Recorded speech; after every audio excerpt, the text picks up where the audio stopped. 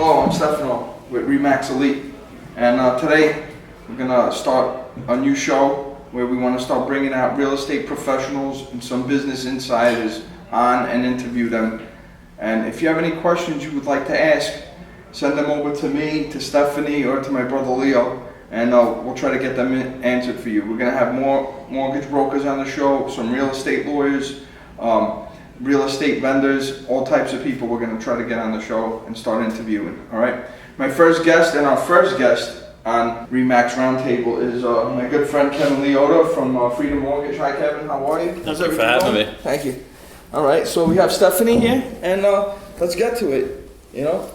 A lot of people, they ask me constantly about mortgages, all right? This, as a real estate agent, I'm sure you know, Yes. constantly they ask, what about the mortgage? This question or that question, and I have to call you sometimes at 10 p.m., right? I mean, am I right or wrong? Last night. Exactly, last night. So, I mean, you know, one of our most frequent asked questions is, I mean, where are interest rates going? It's a good question. You know, the Fed has been buying into, the government has been buying into the Fed rate for, you know, since COVID started. So, you know, I see interest rates staying relatively low. So right now, in 50 years, the average interest rate over 50 years is around 8%, if you average 50 years. You know, right now, you know, banks on a conventional side, you know, they're quoting in the very low threes, and some are even breaking the threshold of high twos. You know, so interest rates being where they are now, you know, I think that they're trying to protect the housing market, Okay. and won't allow interest rates to start creeping up again, and you know, keep the market, you know, open for, you know, for buyers right now. So now you would say it's a good time to refinance?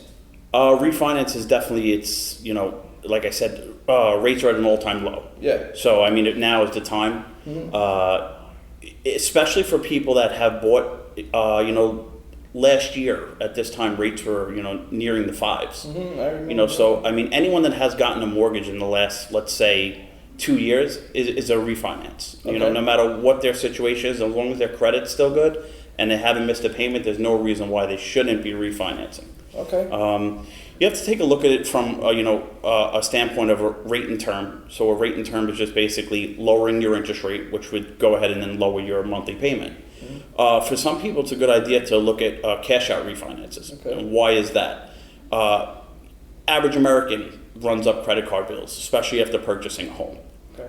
High interest rates on credit cards. I mean, you're looking, your APRs on credit cards are anywhere between, you know, 16 and 22%.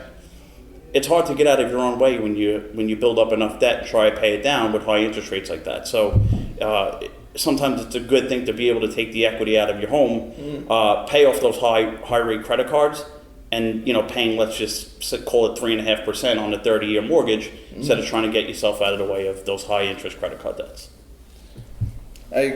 You know, the mortgage rate thing is constantly, this is all I'm getting hit with, the mortgage rate. Is it going to keep going lower? You know, I tell most of my buyers, I remember when my parents bought a home, I think the mortgage rate was like 18%, right? 18%. Yeah. And I see people going, should we wait for it to get lower? I mean, how much lower could it get? I mean, they're going to start giving us the money for free? I mean, They're going to start paying you to buy the house. Listen, Yeah. I mean, rates, there is a good possibility that rates continue to fall. Yeah. You know, the way that if you really look at the economy and all the data, interest rates really should actually be lower than where we are. Wow. But the banks can't handle the amount of volume that they're getting.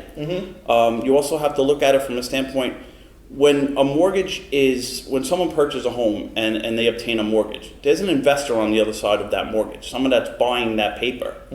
So there's premiums on that mortgage, on that note. So investors are scared, because if they're buying that paper, yeah, and rates fall again and someone's refinancing within 6 months, they're not really making money on that paper. You know, so the volatility and interest rates keep falling.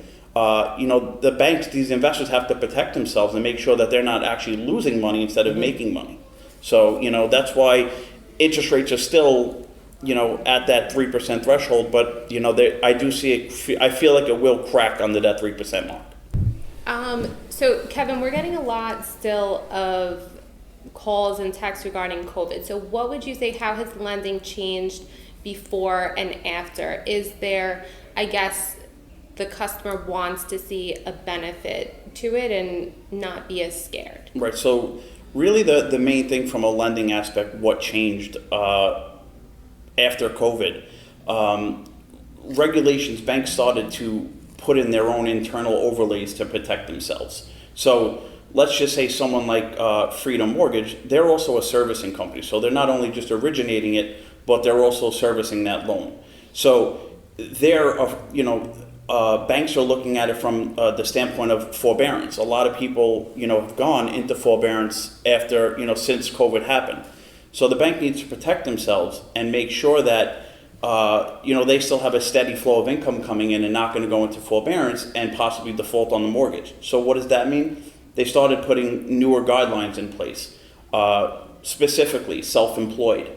If you weren't working and you're self-employed and your business was deemed, non-essential, they had to put protection in place to make sure that, if you're lending someone that's self-employed and there's no ability for them to make money, there's no income coming in, they were looking for a lot more reserves, making sure that you had, whether it would be a year or 6 months, and that's where we saw the biggest change. Okay. When I mentioned forbearance, that's forbearance and COVID is kind of going hand in hand, and a lot of the banks, as I mentioned, have to protect their own portfolio. Right. If let's just say, I think the last number I heard was something like 7 million or 8 million people in forbearance. That's a good portion of a lot of these bank servicing portfolios. So the biggest change I saw pre-COVID to now is self-employed income. That's the biggest change. Mm-hmm. And, guys, you have any questions, send them over. We would like to hear it. I want to get more people on the show. Share this with your friends. Get it all over. One of the questions that we got into the internet, this is actually a friend of mine, James F. What are discount points and are they worth buying? So, discounted points, for the average buyer who's looking around and shopping mortgage rates, this is a very good question because this is when there's a little bit of, people don't understand how come one bank is showing, let's just call it 3%, and another bank is showing the same conventional 30-year product at 2.5%. If you look at the fine print, always the fine print. Yeah, it'll look say it'll always. Right. That's like that's like the catch-all. Like everybody, you go get a car. Right. At the $99 a month. Yeah, but your credit has to be 8,000. Right. You get no steering wheel, no tires. Yeah, and you got to put down 80%. I mean, come on. So when you see a big discrepancy between two, there's normally what's called discounted points. Yeah. Whether it's a quarter point. So they're actually, telling you, okay, we can get you 3%, but it's going to come at a cost. And a buyer typically doesn't know or see that until they're in contract, their file gets disclosed, and now they're seeing an additional charge on their closing cost. It's preference. I can't say is it worth it or not worth it. It depends on your scenario. If you're the type of person that's trying to keep your monthly payment to a certain threshold, if you have a budget, some people just want to be at a specific number. For houses, you can't put down extra money in houses, $500,000, you want your payment to be at a certain number, you may look into buying discounted points to keep your monthly payment lower.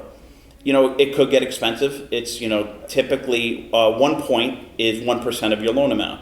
So, if it's a $500,000 loan amount, you're looking at $5,000 to buy your interest rate down maybe 1/8%. I don't see it often enough where people choose to want to buy down the interest rate because typically you're not in a home for 30 years. Okay. Or you're not in the same mortgage for 30 years. So if you, whether you buy, sell, or refinance within the time frame of you recouping that money, you may just lose it. So, it's not something that, I recommend to a client, but like I said, it is preference, and, As long as you explain it, I feel as long as you explain it properly, you give them, the opportunity to make that decision. I like an informed buyer, an informed consumer. It's probably my best client. And you don't want to trick them into thinking that, you're giving them a certain rate, but at no cost. And then you say, oh, well, you signed this and it was in the fine print. I just don't, I don't do business that way. I feel doing honest business is the best business. I agree, 100%. That's what I always say. Myth or truth? All right, to the best of your knowledge. You're looking to buy a house. You're a buyer, first time on the market. Now you go to mortgage broker. First one usually tells you, okay, I'm going to pull your credit.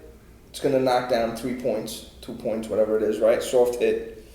If you go to anybody else, it's going to keep knocking down your points. Is that true or false? I believe it's false. I believe you're allowed a certain time frame to pull from as many mortgage brokers as you want. Right. So basically, they can't. The credit company, let's call it.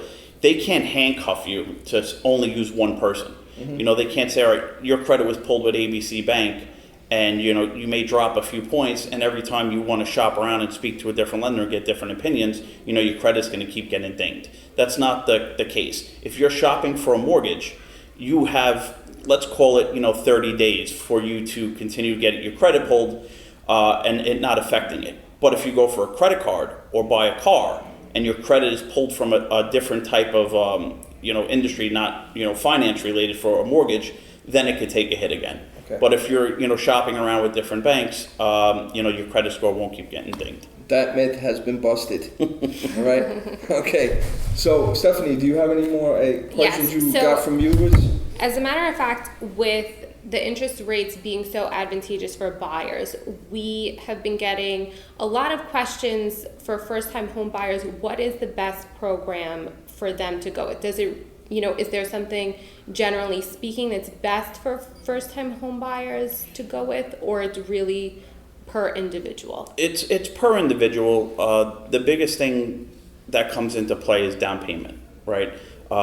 Typically, people are, they're programmed to think that they have to put 20% down on a house, or you can't buy it, or you're going to be paying mortgage insurance. So, for a first-time home buyer who doesn't have that large down payment, or their credit score may not be to the threshold of a conventional mortgage, FHA is a good route for someone with lower credit. Not as much of a down payment. Okay. It also, FHA allows you to go a little bit higher on the debt to income than conventional. So you have to specifically look at each buyer's scenario, and it always goes back to educating. Educating them on the different programs. What makes sense for them? Where are they comfortable? Some people don't mind paying extra in their payment and put down less. I would say for a first-time home buyer without a large down payment and, credit, below par, FHA would be the route to go for a first-time home buyer. Okay. Also, FHA is 3.5%. Yeah, FHA is 3.5% down. Okay. Now, I know there's also loans that you could do with 3% down. So there are conventional products that you could actually go 3% down. Okay. So, it goes back to, myth busting is people thinking that they have to put down 20 or they have to put down 5 or 10. There are so many different options out there. Yeah. It's fitting your buyer into that program. Yeah, like I know what makes sense. Loans for doctors specifically, right? There's so many different programs out there. It's dealing with having your client deal with a lender who's educated and knows the different products and is looking out for the best interests of the client, not themselves. The market's going to get very competitive in the next few months as, it's been getting crazy. Right. I can't, They let the animals out of the cages and, I've seen it myself. I mean, we were busier in the beginning of the year with refinances. Now that the New York market is opened back up, we're seeing a huge increase in volume when it comes to purchases. So it's going to be good to keep your clients in front of a group of people that are trusted and respected in the industry to get those offers actually accepted. Exactly. That's one of the biggest things. Got to have a great team. Yeah. Okay. Is there a prepayment penalty? So that's going to change from bank to bank, product to product. Okay. So there's no set answer to that. Okay. Personally, I mean, I've never wrote a deal where there was a prepayment penalty. My bank doesn't have them on the, you know, on your regular FHA, conventional, any of the products that I have, I've never had to, there's never been a prepayment penalty on any of the programs that I've had. Okay. I don't know, you know, I can't say what other, you know, Yeah, no, I don't want you agency to talk brokers for their programs may have, but we don't. All right, Kev. So I've asked you this before, in our late night chats. Why Freedom Mortgage? Because if you're not banking with Freedom, you're not banking right. Listen, so why Freedom Mortgage, and why do I personally, what do I work for Freedom Mortgage? It's the culture, it's the products. It's the you know, back office. It's the you know, the ability to get tough loans done. You know, the biggest achievements for me is when I get a deal that's been denied by another bank, and to be able to go in and look at the file and, you know, go through the tax returns and find out and figure out a way to, you know, make it work. You know, a guy that I work with always said, you know, it's always raining in the mortgage industry, and, you know, you have to learn how to dance between the raindrops. And, you know, basically that's what we were taught from the beginning, that no deal's a dead deal until you've looked at every single option that you have. And, you know, we have a great group of senior guys that have been in the business a very long time, that we bounce ideas off each other. You know, it's not a one-man show where, you know, everyone's out for themselves. You know, we're all looking to help one another, help each other grow our business.